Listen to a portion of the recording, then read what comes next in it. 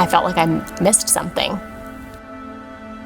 And then I kind of felt like, what did I just say yes to? The tension elevated in the room. Some people thought that they were brought here for a different reason, and all they needed to do was to recommend that somebody else do something. I think there was definitely some shock. You could kind of just see it on people's faces. Yeah, I was a little frustrated with it all and trying to digest it.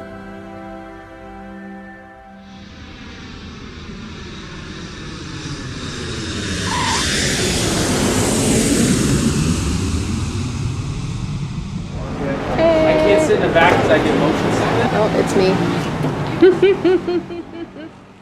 The first thing I did is I went to the map and figured out where Honduras was. And seeing that it was way south in January, that's not such a bad thing. We really didn't know one another. We didn't know who else was going to be on the trip with us. We got on an airplane in the cold and the dark in early January, and 5 hours later, we landed in a place none of us had ever been before. We were asked, I believe, to be on this trip because Mark took a look and prayed and asked God who he thought would be a group of people that were all special in their own ways to go on this trip and learn from one another. Back in the fall of last year, we were approached about a potential new partnership in Honduras with Stady and Compassion.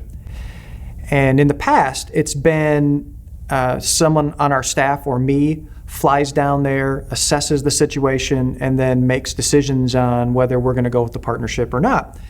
So I began thinking, what if we could do this differently? What if instead of me going down there and doing it, what if a team of people from our church went down there? And so I assembled a group of people that I knew, and I knew a lot of them didn't know each other, and I thought, let's bring this group together, and then let's go down there and see what God does. Once we got there and kind of got out of the airport, the thing that really, kind of the first thing we did was kind of all got on the bus. And I think at that point it was like, yep, we're here, we're ready.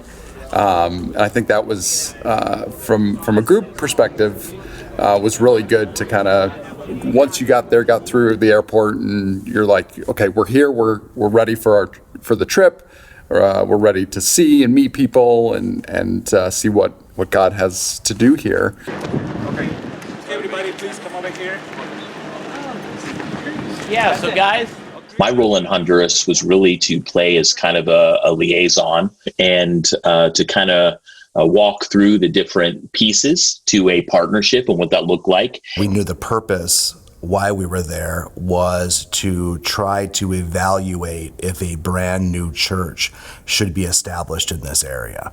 So the whole time we were there, we had that in the back of our minds. We're trying to experience everything and to learn from everybody around us with the intentionality of, at the end of all of this, saying we believe that a church should be put here or we believe that a church should not be put here. So when we talk about this area of Honduras, this is among the poorest people in the world. I mean, it's a developing country, to say the least. One of the things that caught my attention is that the local people had already started digging a foundation.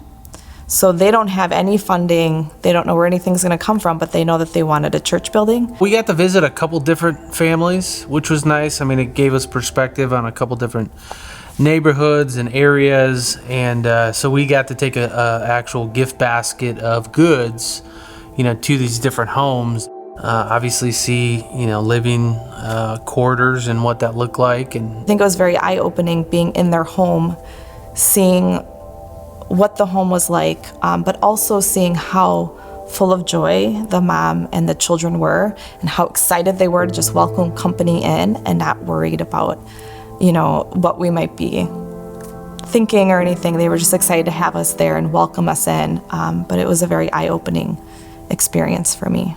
I think the thing that stuck out to me about the village was really at the end, the pastor, who will be the pastor of the site, prayed for the family that we visited, and just experiencing that and the love that he has for the people of the village. I mean, just the emotion of all of it, I think, inherently in just being there and seeing it, we all wanted to get involved. The questions were how and what did that look like, and I think everyone was trying to digest what that meant. But I think all the people there were genuinely interested in helping out. It was more of a question of, okay, how does this move forward? How do we go about this? And I think that's where the questions started.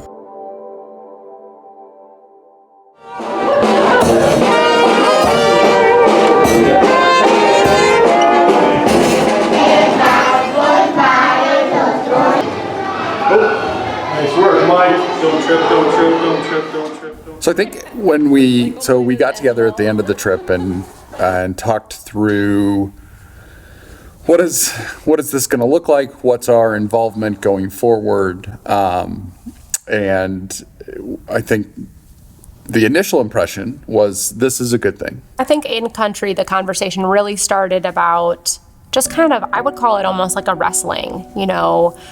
Mark led this trip. We had been invited.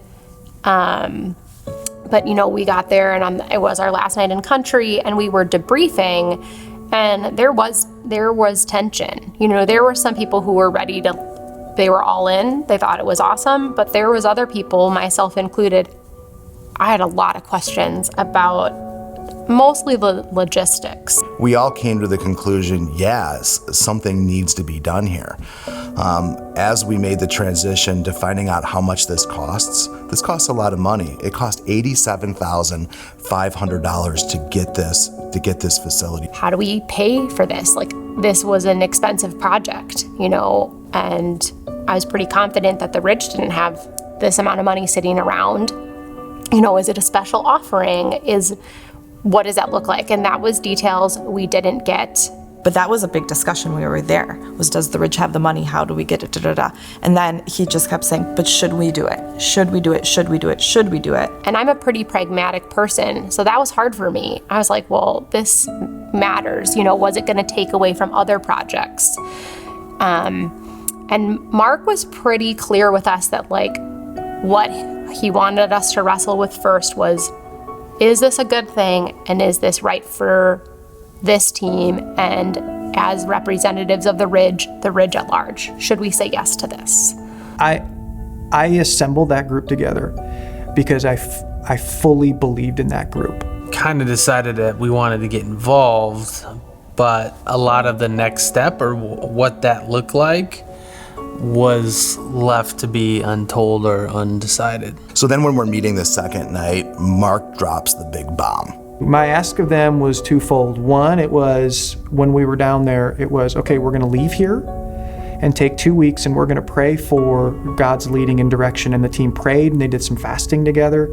And then if the answer was yes, then the other part of that was this group would figure out a way to raise the money to start this new church. So then we discovered through talking that Mark encouraged us to figure out a way just to do this ourselves. I saw a lot of people go back in their chairs a little bit. We were going to raise the money, but without any of the power of the Ridge. There's a little, frustration there for me personally. You're thinking of how big of a task that is, how much time it's going to take on, and kind of like, whoa, that number just got a lot bigger. So no stage time, no booth in the lobby, no social media campaign, just the 12 of us. Keep it simple.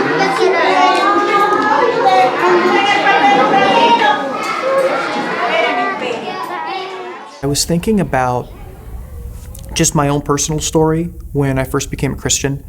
And I was at a church, and this church was doing really great things, and we got to contribute to a lot of those great things, and that was awesome. But there was a part of me, because I always heard that God wanted to use me to do significant things for Him, but I never really had the opportunity to explore that. As I began to look at our church and began thinking about, do we allow that for people? And so it's been on my heart for the past year and a half or so to go, I don't think we have been. So I wanted to take a team of people and really give them the opportunity to do that.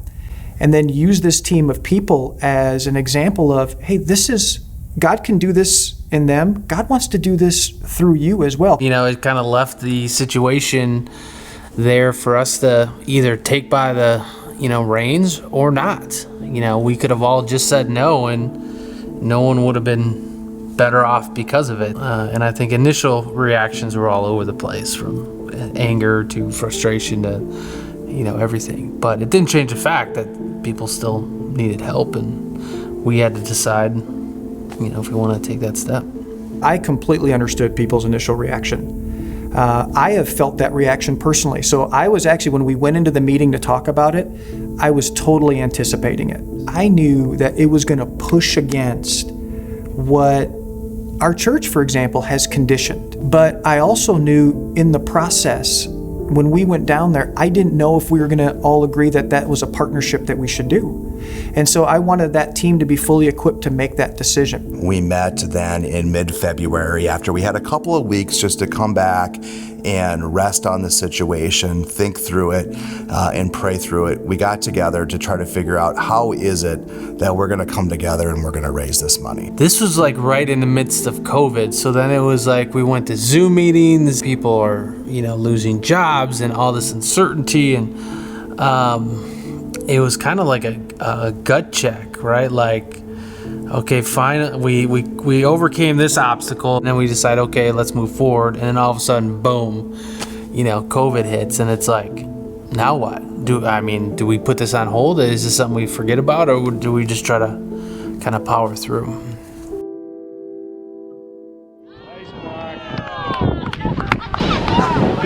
Hey, nice block.